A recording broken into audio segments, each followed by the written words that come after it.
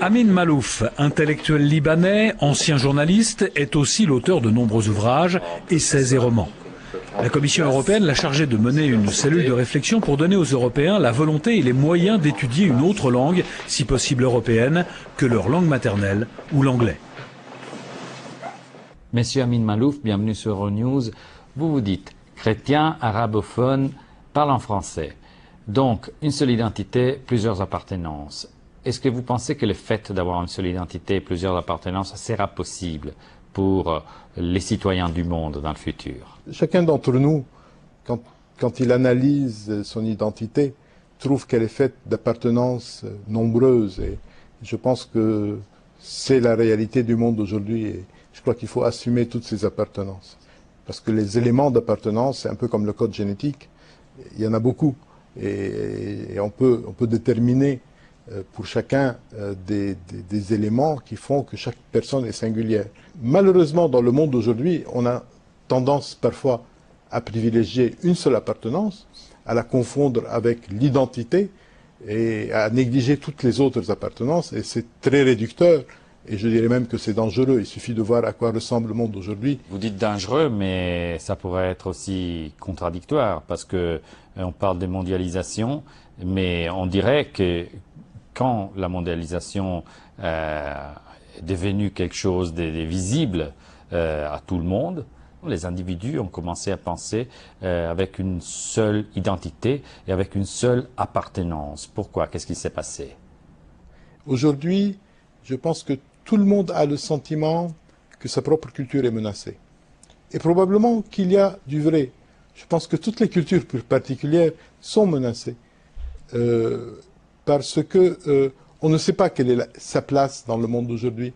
C'est un monde qui devient compliqué. Et puis il y a des changements. La vitesse des changements est extraordinaire. Enfin, il y a des événements qui, en d'autres temps, auraient pris des générations et des siècles, et qui se passent devant nous en quelques années.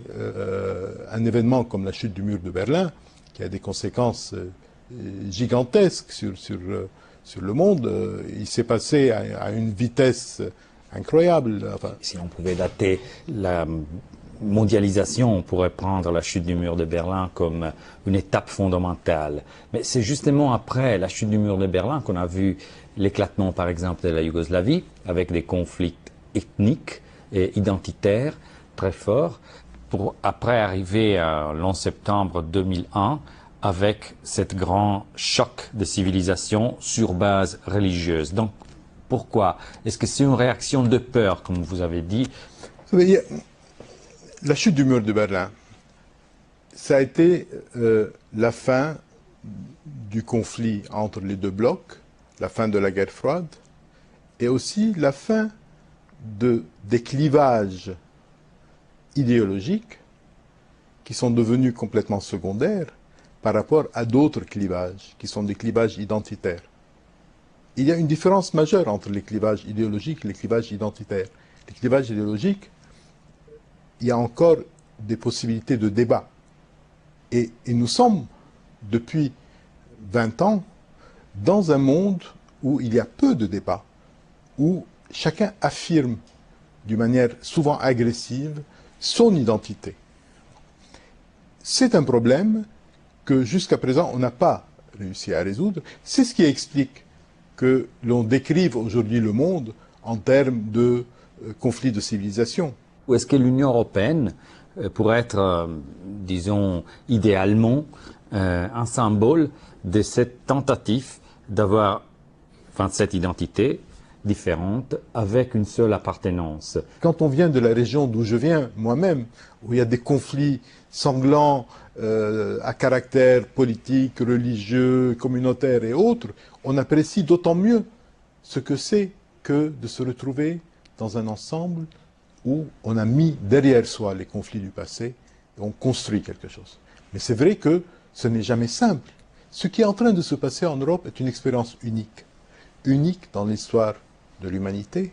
Et pour moi, c'est l'expérience la plus porteuse d'espoir dans le monde d'aujourd'hui. Donc les blessures restent.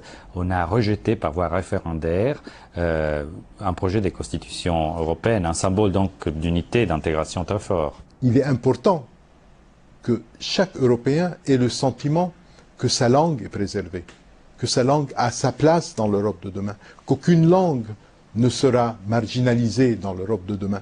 Et je pense que pour sentir véritablement une appartenance très forte à l'ensemble européen, on a besoin de sentir que sa propre culture, que sa propre langue est promue dans l'ensemble européen et non pas marginalisée.